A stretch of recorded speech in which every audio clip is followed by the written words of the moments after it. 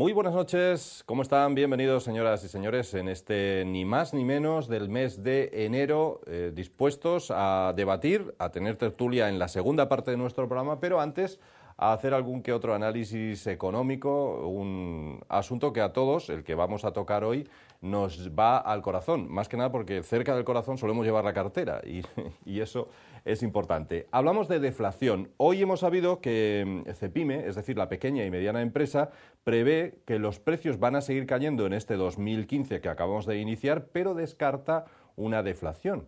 Bueno, eso de que los precios sigan cayendo puede ser a priori una buena noticia. De hecho, el año pasado fue el primero en el que se cerró el año con precios más bajos que el año anterior. Eso, a priori, como decía antes, para nuestras carteras puede ser una buena noticia, ¿o no, Diego? Sí, sí.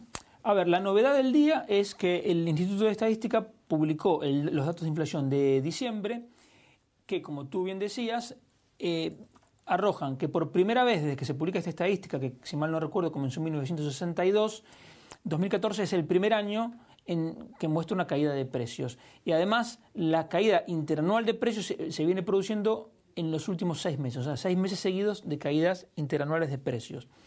Entonces, a partir de ahí, hay muchos comentaristas en medios de comunicación diciendo que España ya está en deflación. Bueno, lo que yo voy a decir es que yo no creo que España esté en deflación y además no creo que vaya a estarlo. Y esto es una buena noticia que no haya deflación, porque la deflación es algo muy malo. Pero ¿qué es la deflación? La deflación es una caída generalizada de los precios que se realimenta. Entonces, como las empresas venden menos, hay una deflación, venden menos, ¿qué hacen para atraer a los consumidores? Hacen más rebajas. Entonces los consumidores, en lugar de comprar, ven ratificada su expectativa de caída de precio y dicen, voy a esperar un mes más a que haya nuevas caídas. Entonces es la pescadilla que se muerde la cola y termina habiendo quiebras, paro, morosidad, realmente algo muy negativo. Los precios que integran el IPC se pueden clasificar en 3 grandes grupos. Por un lado, los precios libres, que son aproximadamente 2/3 partes de toda la canasta, que son los precios que se determinan libremente por la oferta y la demanda. Luego tenemos los precios administrados, que son un 12% del índice, que son los que determina la administración total o parcialmente, como por ejemplo las matrículas universitarias, el tabaco, etc. Luego tenemos los precios volátiles, que es el 21% restante, que son básicamente los combustibles y los alimentos no elaborados. Entonces, ¿cómo vienen comportándose los precios de cada uno de estos 3 grupos? Bueno, analizando eso vemos que, por un lado, los precios libres vienen cayendo todos los meses desde hace 3 años, no 6 meses, 3 años. ¿Por qué? Porque la economía, aunque ya está en recuperación, sigue estando en crisis, digamos, y sigue habiendo una gran capacidad ociosa, como muestra de ello la altísima tasa de desempleo. En definitiva, la economía está funcionando por debajo de su nivel potencial y eso significa que la demanda no presiona a la oferta.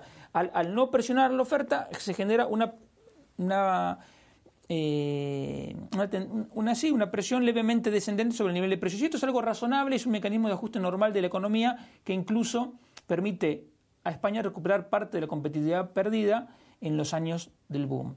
En el otro extremo tenemos los precios administrados, que no han dejado nunca de subir, aunque ahora es verdad que suben a un ritmo menor. En diciembre los precios administrados eran un 0,8% más altos que hace un año. Tengamos en cuenta que, por ejemplo, durante enero, febrero y marzo crecían a un ritmo interanual de 2,5%. Entonces, entre los precios libres no hay novedad porque siguen cayendo, aunque ahora están cayendo menos. De hecho, la variación de diciembre es la más baja de los últimos 7 meses. Y en el otro extremo, como dije, tenemos los precios administrados que siguen subiendo, aunque un poco más suavemente. Entonces nos queda que la única novedad está en los precios volátiles, que hace un año crecían a un ritmo de 1,4% y ahora caen casi un 6%. Y esto a su vez es consecuencia del desplome del precio del petróleo. Solo el apartado de los combustibles líquidos tiene una caída del 18% ha sido espectacular. en los últimos 12 ahora meses. Es mucho más barato. Entonces, lejos de deflación, lo único que tenemos es una caída del precio del petróleo que se traslada al precio de los combustibles. Y eso es muy bienvenido para la economía española. Ahora, si queremos dar un paso más y analizar el comportamiento de cada uno de los 87 grupos de productos que componen el IPC, vemos que 41 de ellos aumentaron, 43 descendieron y los 3 restantes quedaron iguales. Es decir, de ninguna manera hay una caída generalizada de precios porque prácticamente la mitad de los artículos han aumentado de precio y la otra mitad ha caído. Y tampoco hay síntomas de que las caídas que hay se realimenten. Si nosotros vemos la evolución de los precios de cada uno de estos 87 grupos de productos, vemos que encontramos todas las posibilidades. Por ejemplo, hay algunos artículos cuyos precios hace un año caían y ahora siguen cayendo, como por ejemplo los textiles para el hogar, servicios hospitalarios y otros. Hay otros productos que hace un año caían, pero ahora sus precios suben, como los hoteles, los seguros relacionados con el transporte, etc. También hay precios que hace un año subían y ahora siguen subiendo, como los restaurantes, los periódicos, el transporte aéreo, etc. Y finalmente hay precios que hace un año subían y ahora caen, como el vino, los artículos de vidrio, etc. En definitiva, no hay caída generalizada de precios, no hay ningún síntoma de que esas caídas se estén realimentando.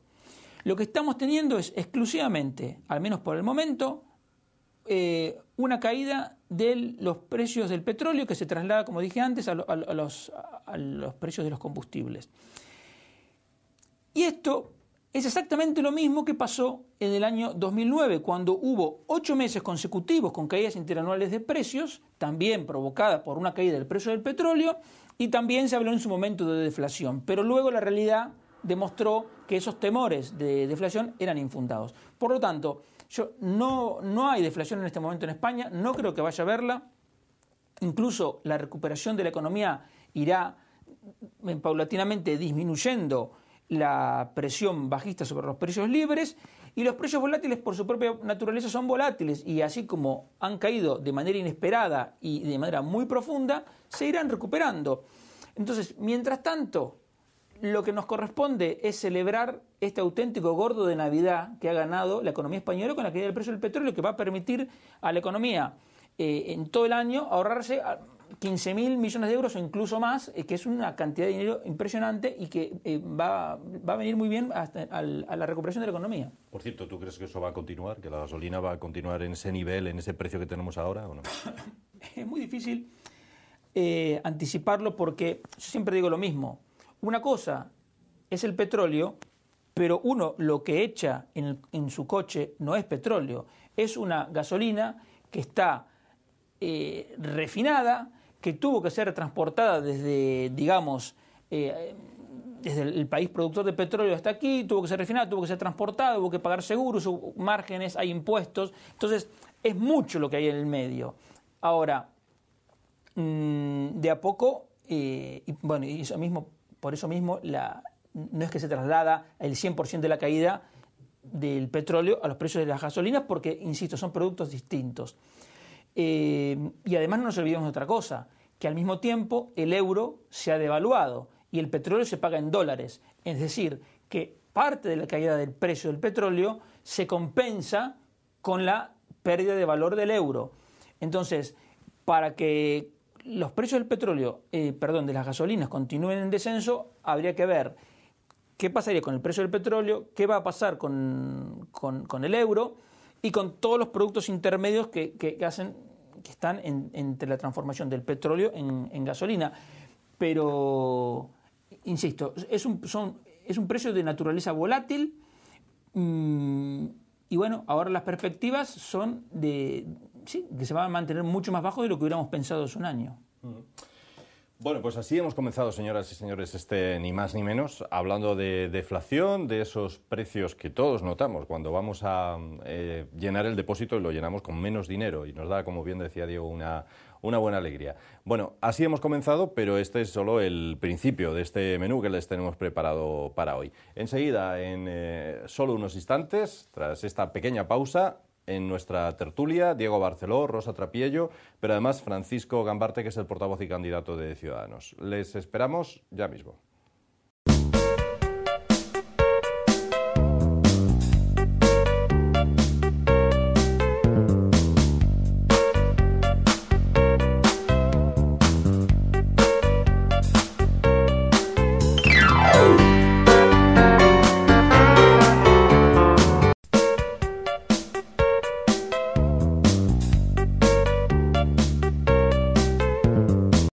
Bueno, pues aquí seguimos. Segunda parte de nuestro programa. Ahora es cuando algunos de los temas que ya hemos tratado se extienden, se opina, se está de acuerdo o no en ellos. Hay de todo. Les adelanto algunas de las cuestiones de las que podemos hablar. Con nosotros, por cierto, enseguida se lo presento, está con nosotros el portavoz y candidato de Ciudadanos en Asturias. Así que buena parte de la tertulia, sin duda, va a ir centrado en este asunto. Pero además también hablaremos, pues, desde el adelanto de las elecciones catalanas a el atentado, todavía colea, como no puede ser de otra forma, el atentado en París.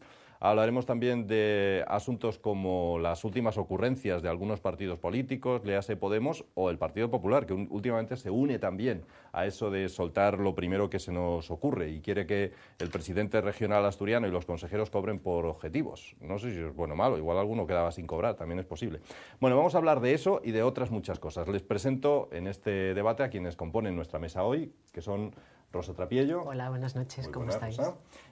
Como les decíamos, Francisco Gambarte, que hoy va a estar con nosotros en la tertulia como portavoz y candidato, ya lo podemos decir, de Ciudadanos, porque sí, ya lo es. ¿Qué tal, sí, Francisco? Buenas noches y muchas gracias por vuestra invitación. Pues sí, ya se puede decir porque ya es público y bueno, pues ya la agrupación Asturias de Ciudadanos decidió que, bueno, pues en este caso yo encabezara el proyecto y la candidatura de nuestro partido a la Junta General del Principado. No sé si darle la enhorabuena o no, porque se ha metido en un embolado también curioso, ¿no? Bueno, sí, eso es verdad, pero bueno, yo creo que la enhorabuena, ¿no? Porque en principio para mí es una sensación de orgullo el que mis compañeros hayan confiado en mí para encabezar este proyecto y, hombre, también es una situación de responsabilidad y también de novedad, porque como en alguna otra ocasión hemos comentado, pues nosotros no somos políticos profesionales y, bueno, entrar en todo en esta vorágine que supone, pues, una campaña electoral y dar a conocer un poco los postulados de nuestro partido, pues, bueno, nos viene de nuevas, pero bueno,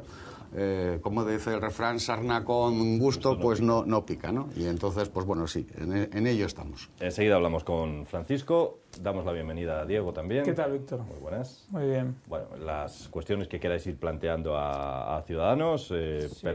Perfecto, abrimos fuego cuando queráis. Rosa, venga. Yo en primer lugar le doy la enhorabuena a Francisco, me alegro mucho.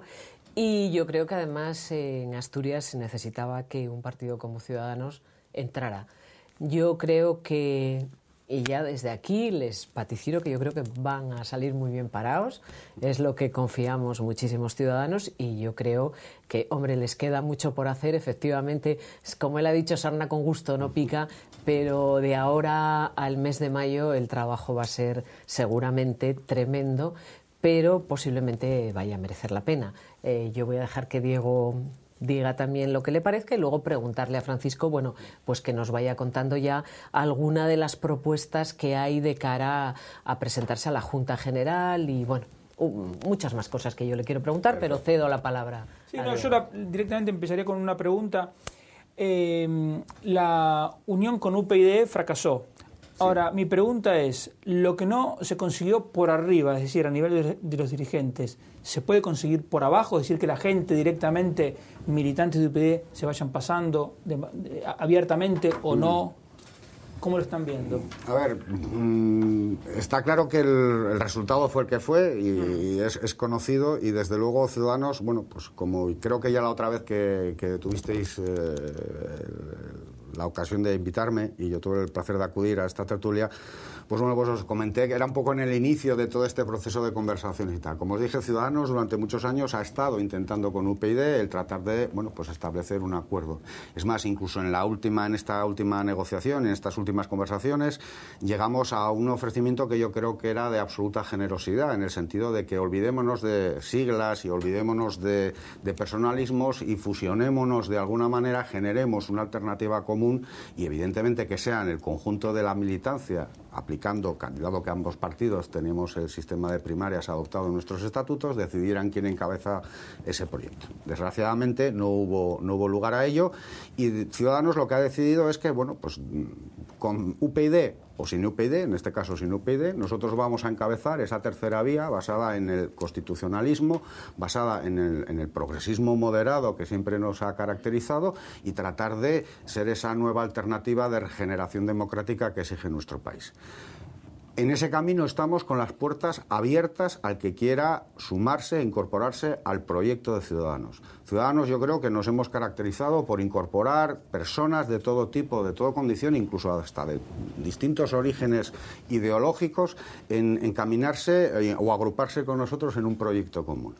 A partir de ahí, seguimos diciendo, las puertas están abiertas. Quien quiera venir a trabajar, quien quiera incorporarse al partido, bien como militante, bien como simpatizante o bien como votante, tiene las puertas abiertas. A partir de ahí es una decisión de cada una de estas personas individualmente que quieran sumar y lamentamos, y eso es así, la decisión de la cúpula de UPyD de no querer sumar y no querer construir un proyecto que yo creo tiene mucha fuerza y podría ser muy atractivo en conjunto para la ciudadanía española. Rosa. Bueno, yo empezaría preguntándote, Francisco, si ya tenéis algo del programa preparado de cara a las autonómicas, alguna cosa que nos pudieras adelantar, Sí. ¿Por dónde iría?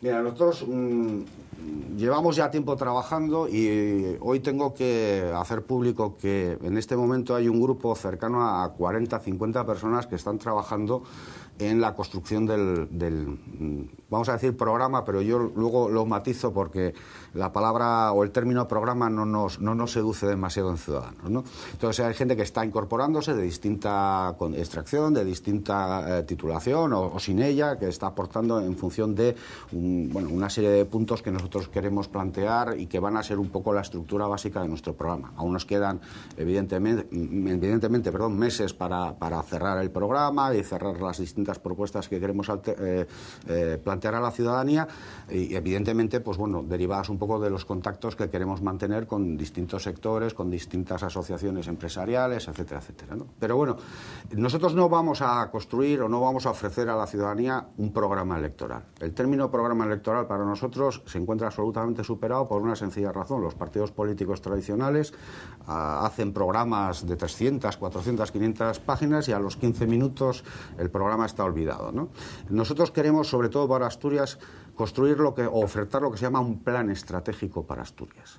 Y lo que queremos es un plan estratégico para Asturias que intente establecer las bases a 25, 30 años de qué región, de qué modelo de región, de a dónde nos queremos dirigir como región, como sociedad, ¿no? Entonces, para nosotros eso es absolutamente fundamental. Desgraciadamente, los últimos 20, 25 años y ya los 10 últimos años, Asturias ha perdido todos los trenes habidos y por haber. Desgraciadamente, carecemos de un proyecto que ilusione, que defina qué es esta región, dónde queremos ir, a qué nos queremos dedicar. Estamos perdiendo capacidad, estamos perdiendo prestigio. Nuestra universidad cada día está más coartada y más sin medios.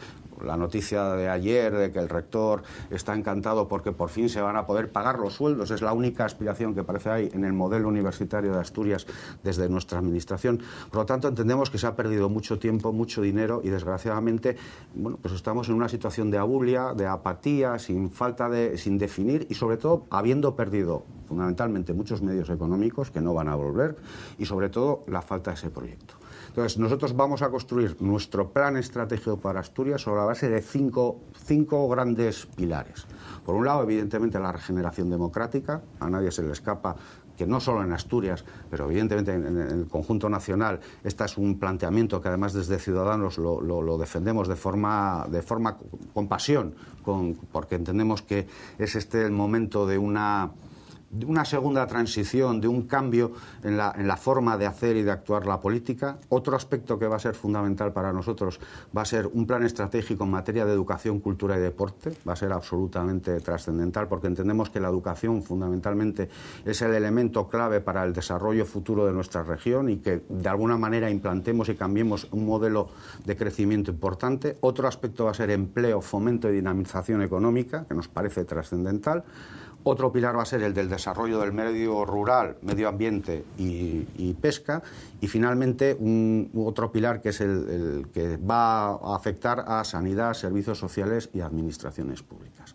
Sobre esos 5 pilares ya tenemos un conjunto de propuestas que estamos terminando de perfilar y que estamos terminando de construir entre la gente y los equipos que están trabajando, y creemos que vamos a poder ofrecer a los asturianos un proyecto ilusionante y por lo menos un proyecto de cambio respecto de esta situación gris que desgraciadamente Asturias está padeciendo en los últimos años. Una pregunta doble que a mí me gusta hacerle siempre a los candidatos, muy a grandes líneas para que la gente a lo mejor pueda captarlo de manera más sencilla, es: si tú fueras el próximo presidente del Principado, en líneas generales, ¿los impuestos subirían, bajarían o quedarían igual? Y lo mismo con el gasto público, ¿lo aumentarías, lo bajarías o lo dejarías igual? Mira, voy a empezar por la segunda, en el tema del gasto público.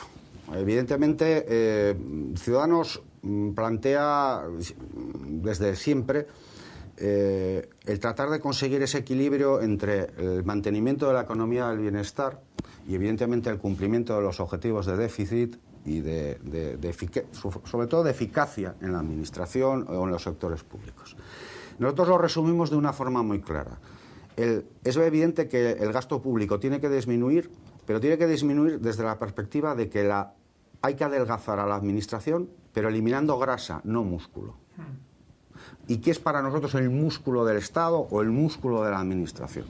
Pues quizás ahí va un poco nuestra vertiente socialdemócrata. Es decir, nosotros, educación, sanidad, pensiones, prestaciones al tercer sector y, elementos institucionales básicos como va a ser administración de justicia, fuerzas de seguridad. Para nosotros eso es la esencia fundamental de un Estado que no debe de permitir nunca que bajen en su capacidad o en la calidad de su prestación. El resto es todo lo que debemos de eliminar.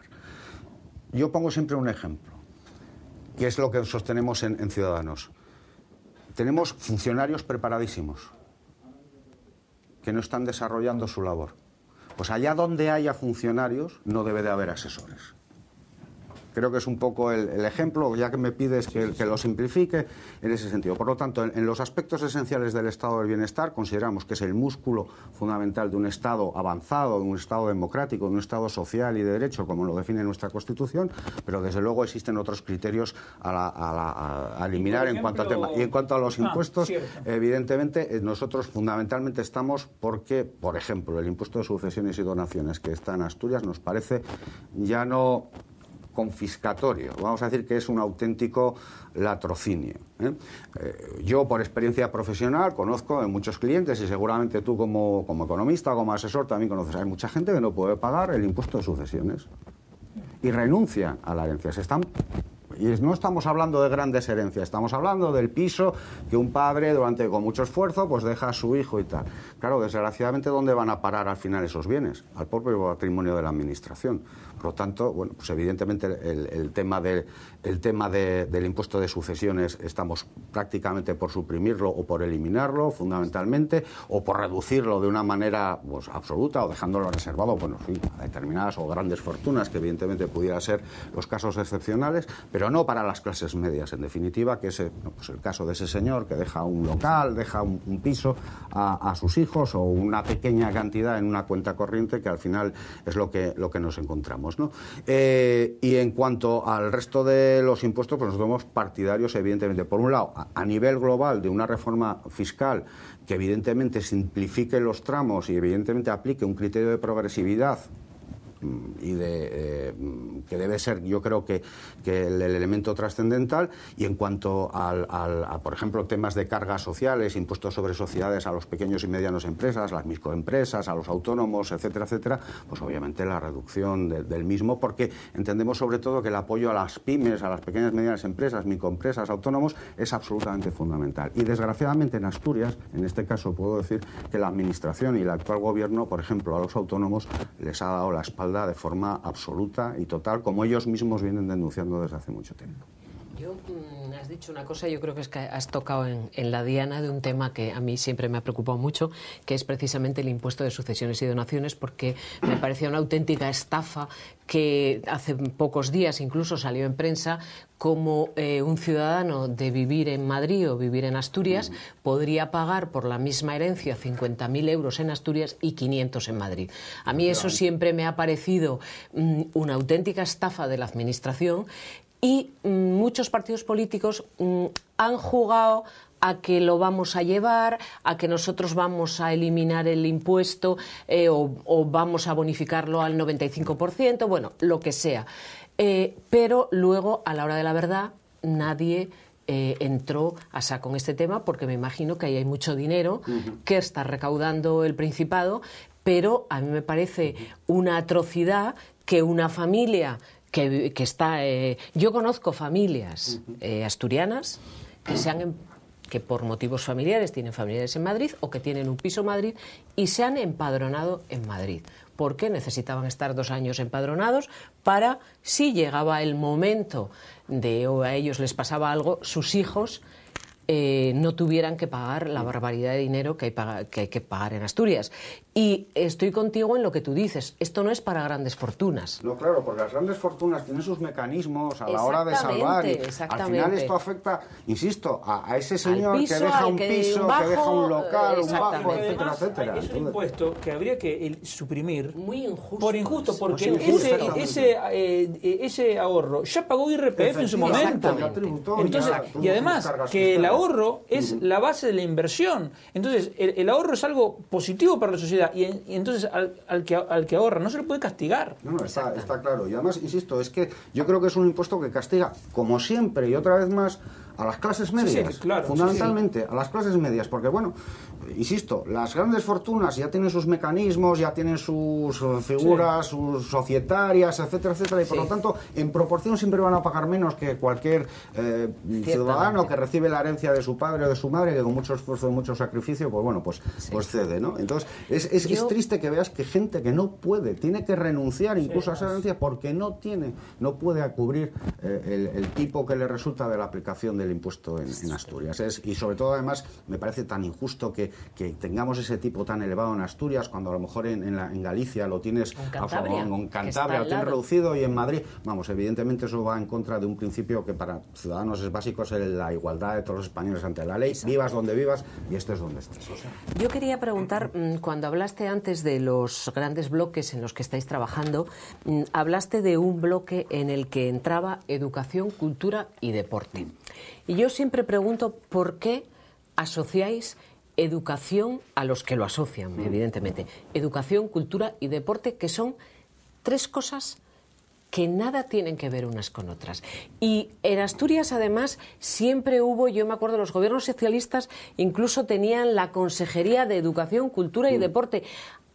A mí me parece que, y lo digo como comentario hacia vosotros, que eso deberíais mirarlo y debería separarse, porque educación y cultura, aunque suene a que puedan tener una raíz común, a la hora de su aplicación y a la hora del día a día no tiene nada que ver. Y desde luego deporte no tiene absolutamente nada que ver con educación y cultura.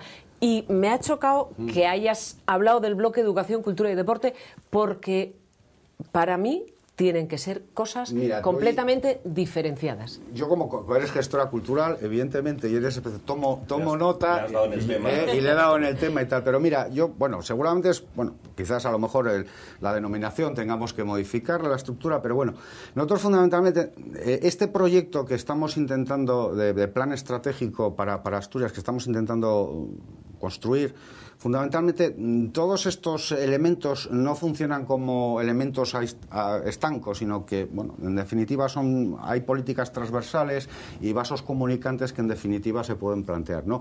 Nosotros cuando de alguna manera queremos incluir, y sobre todo en el tema de la cultura, y lo queremos relacionar con el tema de la educación, es que, por ejemplo, entre otras ideas que estamos trabajando, es potenciar fundamentalmente también en la educación o en el sistema educativo, pues entre otras, la cultura de la innovación, la educación artística, la educación cultural, la oratoria, la competencia por la enseñanza, por las artes. Quiero decir que sea un paso que vaya generando, evidentemente, para que los niños, los alumnos conozcan, empiecen a apreciar lo que es el elemento cultural y tal. No queremos que esté, pero administrativamente, efectivamente, pero es educación en cultura. Es una educación avanzada valores, claro. y estupenda, pero eso que forma parte de la educación, y tal como lo estás planteando, sí, me parece muy bien, pero no tiene nada que ver con cultura, que va por otro lado. Y Nosotros, bueno, ya deporte, mira, por ejemplo, hay múltiples ideas, pero creemos que, bueno, estructuralmente podrían estar en un bloque y cada una de ellas, bueno, podrían tener su propia definición. Nosotros, por ejemplo, estamos planteando, y de hecho una de las ideas que estamos trabajando últimamente es, y que ha surgido de un grupo de militantes de Avilés, en relación con la famosa isla del centro Niemeyer y la isla de la innovación y demás, ¿no? Bueno, pues se había planteado el potenciar, como ha habido... mira, hay un ejemplo que un compañero pone siempre. Él pone el ejemplo de San Francisco. Sabes que en los años 60, en los años 70, como él dice, bueno, allí fue una reunión de frikis, ¿no? Hubo gente, pues, bueno, los hippies, los budistas, etcétera, etcétera. Aquello fue fueron años muy ricos, y a partir de ahí se ha generado lo que hoy te puedes encontrar en California, ¿no? Que, como dice, es el centro de la innovación, de la investigación, del desarrollo de la innovación más avanzado del mundo. A la vez te encuentras, digamos, la fábrica de alimentos más grande y más potente del mundo, con una agricultura absolutamente avanzada y tal. Y todo surgió de ese bulle que surgió en los años 60, 70, en materia de cultura, de movimientos culturales, bueno, todo aquello que surgió en aquel momento en San Francisco. Bueno, pues un poco queremos ir creando ese caldo de cultivo en materia cultural a los efectos de generar actividad que, en definitiva, además potencie una industria cultural. Todo esto que se habla ahora de la economía naranja, que está generando, bueno, pues unas ciertas perspectivas, ¿no? Asturias tiene un movimiento cultural riquísimo. Asturias, que el movimiento cultural asturiano está siendo totalmente maltratado desde hace muchos años. En Asturias tenemos compañías teatrales de primera magnitud, tenemos artistas plásticos de primera magnitud, tenemos músicos, tenemos absolutamente un elenco de gente que se mueve en el mundo de la cultura fantástico, pero que están siendo abandonados a su suerte desde hace muchos años. Hay muchísima tarea que hacer con esas personas y con esos colectivos, y esa gente puede aportar muchísimo, y yo creo que esa gente estaría encantada de, si algún partido político les pregunta o les considera que si pueden decir cuáles son sus necesidades, estarán encantados de decirlas. O sea, porque las compañías de teatro asturianas, que hay un montón, y la mayoría, por no decir el 100%, son de un gran nivel, porque los artistas plásticos son de un gran nivel y se están viendo abocados a no tener ni dónde exponer, porque los recortes han sido tan brutales en cultura que no tenían por qué ser tanto, porque la cultura cuesta dinero, pero no tanto como nos han hecho creer, porque como hemos vivido unos años de despilfarro, porque los últimos gobiernos han sido unos años que la cultura se ha despilfarrado el dinero, que todo lo cultural era todo carísimo, cuando no es así, cuando se pueden hacer muchas cosas por poco, porque hubo años que en Asturias se hizo mucho por la mitad de lo que se hizo en los 10 últimos años, a esa gente que de repente la han dejado en una esquina porque los proyectos, porque el Principado, con los convenios que tiene para los ayuntamientos de actividades teatrales, cada vez recorta más, y lo único que hace es que a las compañías lo único que les pide es que sean baratas, no importa el espectáculo. Está haciendo que grandes compañías que en Asturias llevan muchísimos años, como pueden ser Margen, como puede ser Teatro del Norte, compañías que dieron a Asturias obras de teatro de primera magnitud, obras que era lo que se estaba haciendo en Madrid, compañías punteras. Son compañías que ahora mismo están pasando unos momentos malísimos, y esas compañías teatrales necesitan promoción por parte de Asturias, por parte de quien gobierne en Asturias. Y si es fácil, si está todo inventado.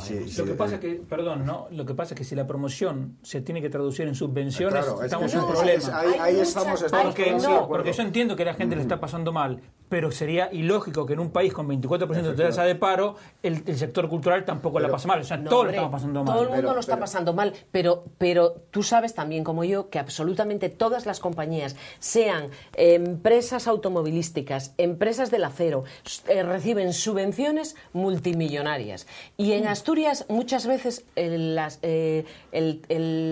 tema cultural ya no es tanto recibir una subvención económica, sino que a lo mejor el Principado de Asturias sepa firmar convenios con compañías de Madrid para que hagan intercambios. Y que tú gestiones actuar en Madrid y una de Madrid venga aquí.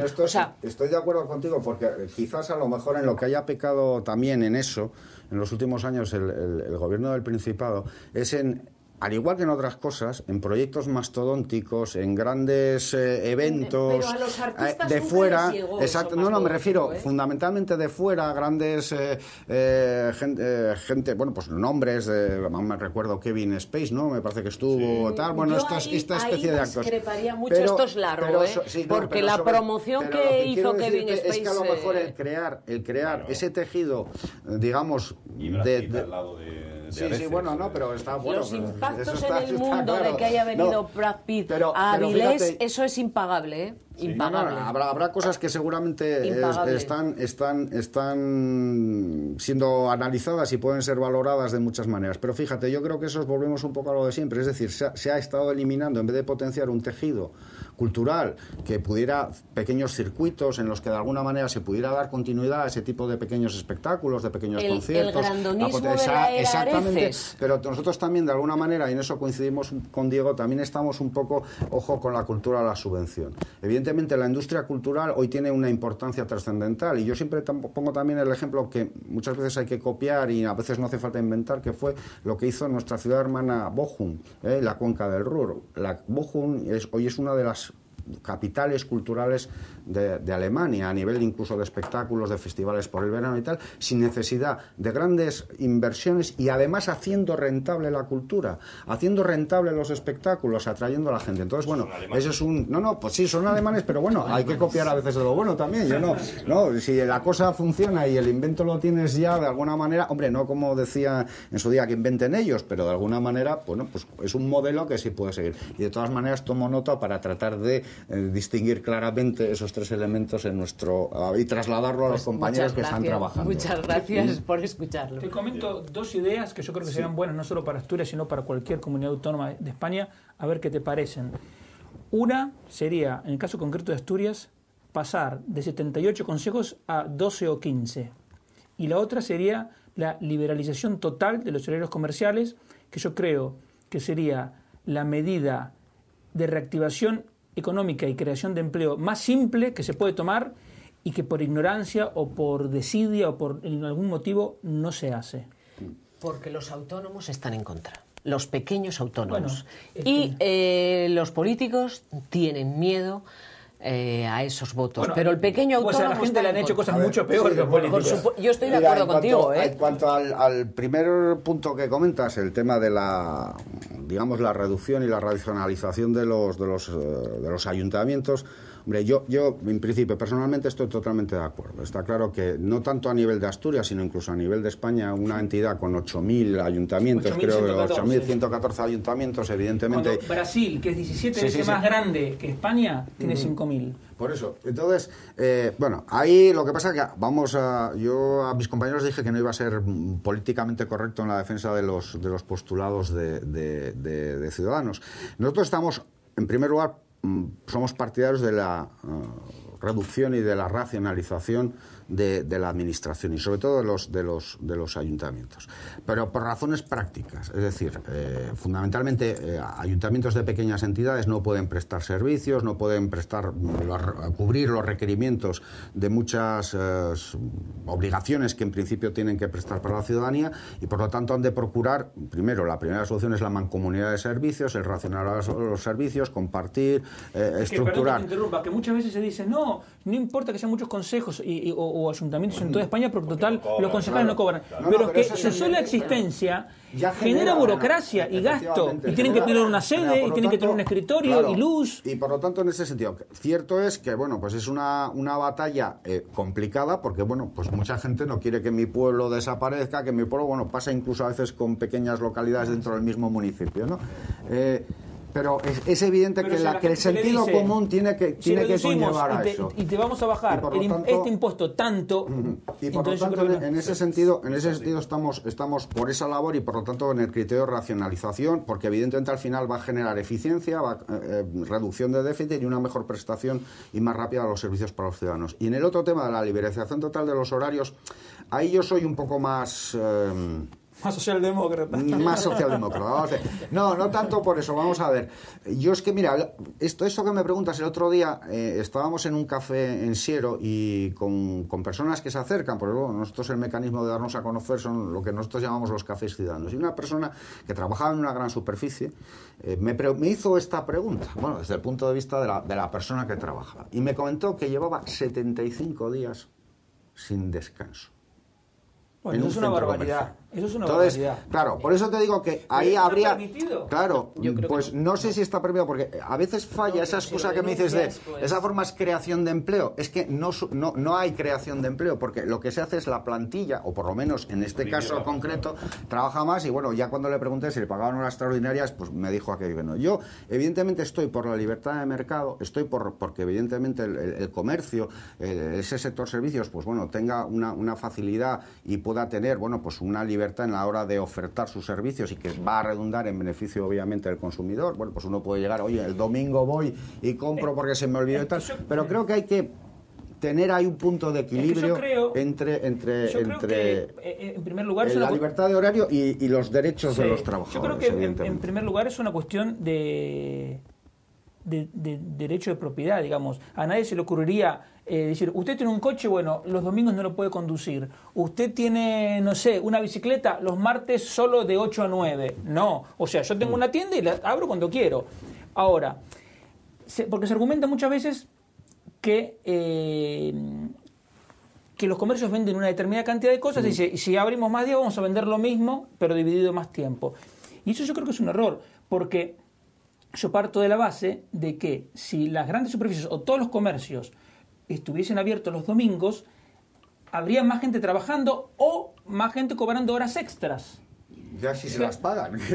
Claro, pero yo no puedo creer que ninguna empresa y que toda la gente lo aceptara mansamente. Yo no lo puedo creer. Ahí te lo puedo preguntar, y fíjate que me llamó también la atención, y bueno, sería un poco más largo, pero es que esa persona con la que estaba hablando, al final un poco me decía, claro, es que también la responsabilidad de los sindicatos que nos defienden a los trabajadores en relación con ese tema. Entonces, volví a comentarte el desencanto de los trabajadores respecto de la actuación de los sindicatos tradicionales y mayoritarios en el sector, ¿no? Que de alguna manera estar defendiendo el criterio, bueno, pues lógicamente a la parte social de la relación de trabajo, bueno, pues de alguna manera estaban claudicando en esa materia y por lo tanto estaban permitiendo situaciones como esta mujer que me decía, bueno, mis hijos pidieron para Reyes una mamá, ¿no? Para tratar de verla. Entonces, bueno, yo estoy totalmente de acuerdo, pero también creo que la política de las grandes superficies en Asturias, yo creo que ha habido errores importantes, ¿no? Somos una población la que somos, muy concentrada geográficamente, y simplemente hace falta ver la cantidad de áreas comerciales o de centros comerciales que se han creado en el 8 central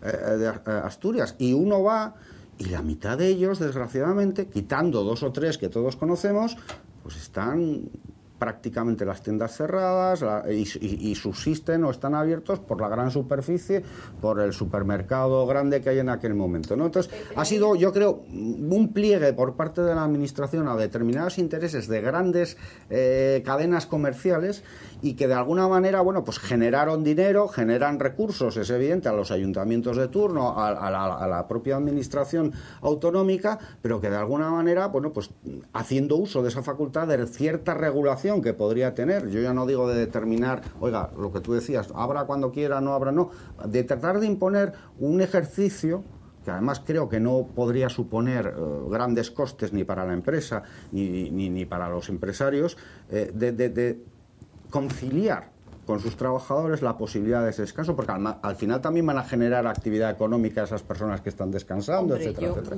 Creo y su sustitución. Es un problema complicado. El tema de los centros comerciales es muy complejo, sí. Y aquí hemos tratado en alguna ocasión ese tema, y efectivamente te doy la razón en cuanto a que la mayoría de los centros comerciales ahora mismo en Asturias no están funcionando como debieran. Hay uno que es La Bomba, cómo funciona, pero eso sí tiene una explicación. Tiene una explicación el por qué unos funcionan y otros no. O sea, el que está en el centro de Asturias con los cines, con el mogollón de sitios para comer, con las tiendas que tiene que tener, porque lo de los centros comerciales está muy estudiado ahora mismo. Y claro, los que no están funcionando tienen determinadas carencias. Vamos, yo creo, es un tema ya para tratar en otro momento, pero lo de los centros comerciales... Nos quedan 5 minutitos nada más, aunque ¿Nada más? Aunque no os lo creáis. Madre mía. El tiempo ha pasado Hemos volando. querido que Francisco nos contara el programa completo. Pero bueno, ya me estáis haciendo... La verdad lo agradezco, que es un verdadero entrenamiento. Hay que tratar de intentar dar las respuestas a las preguntas que van a ser las que nos van a hacer, evidentemente. Es verdad lo que dice Rosa, que se le ha insistido mucho a Francisco en que diera propuestas destacadas. Algunas dio. Parece que está de moda eso de que los partidos políticos lancen ideas buenas, malas, regulares, disparatadas, sensatas, de todo hay, y algunas de ellas son muy curiosas. El diputado regional del Partido Popular, Matías Rodríguez Feito, ha dicho que el presidente regional y los consejeros deberían cobrar por objetivos. Y además ha dicho también que deberían limitarse las vacaciones a agosto, porque ahora mismo un diputado regional, por ejemplo, pues tiene 3 meses, podríamos decir, de vacaciones. La legislatura es de septiembre a diciembre y de febrero a junio. El resto de meses se supone que no hay actividad. Puede ser positivo que sigan de vacaciones. Pero digo yo, y puestos a eso, ¿no deberíamos extender también ese cobro por objetivos en general, a los diputados regionales, en general, a los que están gobernando y a los de la oposición? Porque hay algunos que son bultos sospechosos, que se sabe que están allí, pero que Hombre, no sé qué propuestas han aportado. Yo que me perdone el señor Feito, pero me parece una ocurrencia tan fuera de lugar. Vamos a ver, él...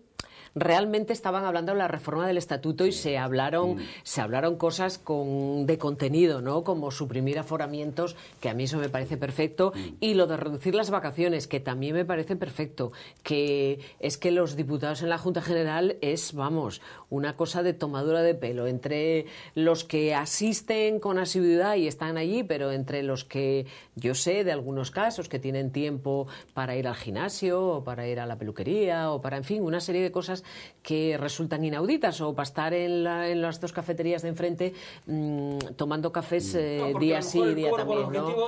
Pero aparte de reducirles el sueldo, pero lo de objetivos y cobrarse un objetivo, entonces eso ¿qué sería otra cosa, pero claro, pero qué objetivos, vamos a determinar qué objetivos, porque ahora, oiga, que suba el paro o que baje el paro, pues bueno, ¿y por qué no lo extendemos? Porque a lo mejor el señor presidente del gobierno, pues entonces, su retribución sería bastante escasa en este momento, ¿no? ¿Qué objetivo tenía? Hombre, me parece que hay temas y reformas mucho más trascendentes y mucho más importantes, y que la ciudadanía está exigiendo surgiendo en este momento, como es el tema de transparencia, como es el tema de limitación de mandatos, como el tema de primarias, el de la reforma de la ley electoral, que perdernos, pues bueno, vamos a calificarlas como ocurrencias de un señor que a lo mejor, pues bueno, está un poquito ocioso y a lo mejor en vez de dedicarse a estudiar un proyecto de ley o a hacer una propuesta razonada y razonable en el Parlamento asturiano, pues bueno, se dedica un poco a Yo no decir entiendo alguna esta butad propuesta, de la estas, verdad. ¿no? Como dicen los franceses, ¿no? Porque además este señor me parece en el Partido Popular un diputado serio, o sea que no entendí muy bien. No entendí muy bien esa propuesta. Debe ser como la propuesta esta de que antes comentábamos de Podemos, ¿no? En Sevilla. Pues otra. Que era, lo de... era hacer como una consulta. De someter a consulta si se lleva a cabo la Semana Santa en Sevilla o no, que es como someter a Esto consulta. ya, la ocurrencia ya supera todo esta, ¿eh? Yo personalmente, bueno, creo que cualquiera adivinaría cuál iba a ser el resultado de esa consulta popular en Sevilla. Y bueno, pues volvemos a lo de siempre. En fin, yo creo que la política o los ciudadanos que intentamos o que queremos intentar hacer política debemos estar para cosas un poco más serias que no plantear a lo mejor determinadas, la sustancia de determinados... no tiene sentido. En el caso de una procesión o de una manifestación religiosa, es una cuestión absoluta de libertad individual. Al que le gusta va y al que no le gusta no va. Nada más, ¿por qué prohibirlo? A nadie obligan. Claro. Que tenga dinero a ello, podría decir. Que Bueno, pero yo creo que lo recuperan. En Sevilla, vamos, evidentemente es un negocio redondo. Yo pregunté al responsable de Podemos, que estuvo aquí debatiendo con nosotros el tema cultural, qué opinaba de la ópera en Oviedo y también decía que harían una consulta.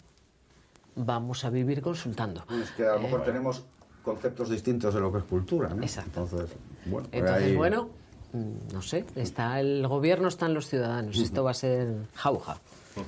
A votar. Bueno, pues agradecer a Francisco que haya estado aquí con nosotros. Decíamos, es portavoz y candidato ya oficial. Sí. Muchísimas gracias una vez más por vuestra invitación y tengo que agradecer a Teleasturias que bueno, siempre con nosotros ha estado atenta y nos ha dado oportunidades de poder manifestar y tratar de hacer llegar pues nuestros postulados a los espectadores y por lo tanto, bueno, pues cuando queráis y siempre que queráis sabéis que nos tenéis a vuestra disposición y muchas gracias por vuestra invitación.